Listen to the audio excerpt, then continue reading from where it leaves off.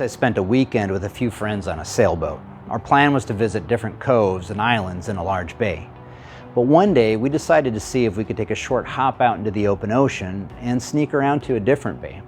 Now, as we headed towards open water, the weather turned bad, real bad. I was at the helm, but I'm not an experienced sailor. And as the wind and waves rose, it became clear that the open ocean was the wrong direction for us. However, turning a sailboat around isn't like driving a car. When facing the rough conditions that we had, there's a point in the turn where the entire side of the sailboat's exposed to the wind and the direction of the waves.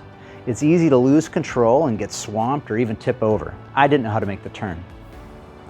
Now at that point, one of my friends, who was an experienced sailor, he took over the helm.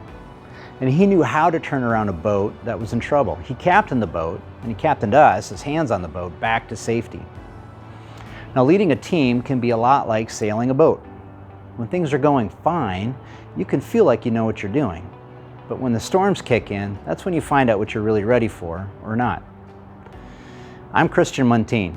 I'm the author of The Successful New CEO. Now I work with leaders of fast growth companies and those who are preparing for an exit or secession. But more importantly, I help leaders create powerful connections to their purpose, and I help them build freedom. Now, one critical executive skill is the ability to quickly turn a team around. It's one thing to know how to build a team. It's another to know how to turn it around, especially a team where there's confusion or conflict, factions maybe, or even underperformance. Some teams, especially through this COVID experience we're all going through, have gotten stuck in a state of malaise, like a group depression. Whatever the issue is, to be effective, you have to be able to see it to turn it around.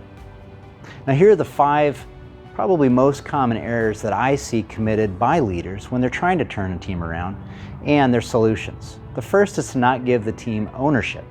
Instead, you should engage the team in decision making and even support them or share some of the risk or reward dynamic with them. Second is to engage in avoidance or neglect. Instead, deal with problems, address issues, do preventive maintenance. The second is to not follow through on things. Instead, create accountability mechanisms. Don't wait until things are off track. Fourth, micromanagement. Instead, shift towards leading outcomes. Clearly define success, its standards, and the resources that are available to people, and then let your team go.